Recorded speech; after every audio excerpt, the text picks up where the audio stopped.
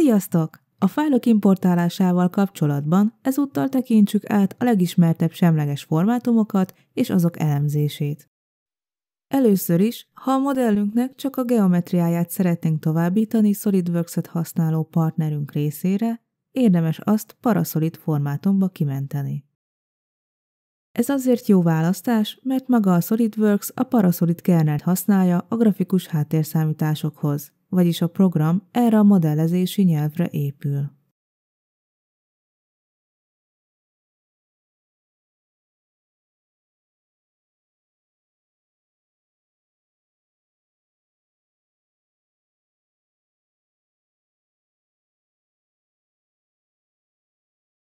Az XT vagy XB kiterjesztésű fájlokba kimentett geometria teljesen megegyezik az eredeti modellel. A Compare Documents, magyarul a dokumentumok összehasonlítása funkcióval két modellt vizsgálhatunk meg: fájlelemzők, műveletek, geometria és tételjegyzék szerint.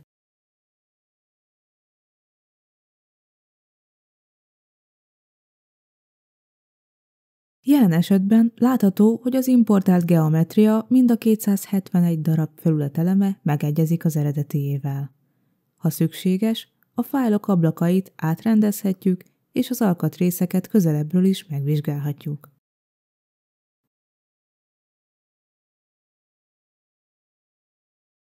Ezzel a módszerrel összehasonlíthatunk 3D interkonnektel és hagyományos móddal beimportált fájlokat is, hogy eldönthessük, melyikkel érdemesebb tovább dolgozni. Ha egy másik CAD rendszer nem képes Parasolid fájlt exportálni, akkor az ACES formátum is megfelelő a SolidWorks számára.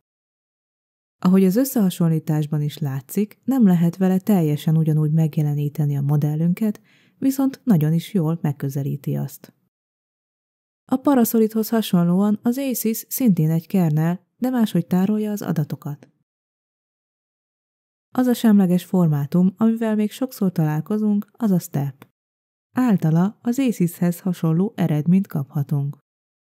Azonban ezt a formátumot 1994-ben szabványosították, és azóta is követi a trendeket, hogy a 3D adatokat minél több iparágban, minél több szoftverrel lehessen könnyen kezelni, megosztani, illetve tárolni.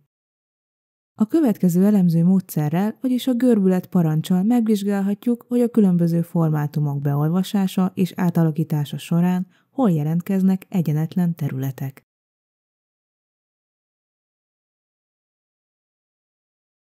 Egy másik, gyakran használt fájltípus az IGES.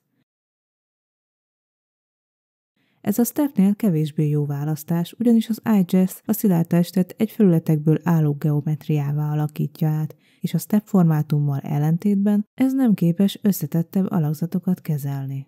Ráadásul 1996 óta nem változott, ezért lehetőség szerint kerüljük a használatát.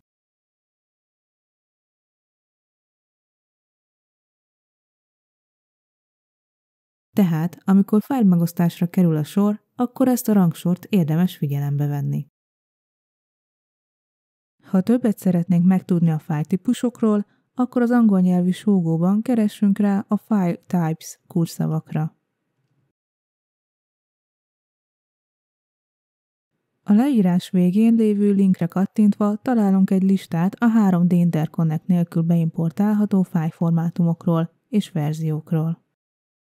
Az Importing-Exporting SolidWorks Documents oldalon pedig egy összefoglaló táblázatból kiolvasható, hogy a SolidWorks miket képes importálni és exportálni alkatrész, összeállítás és rajzszinten.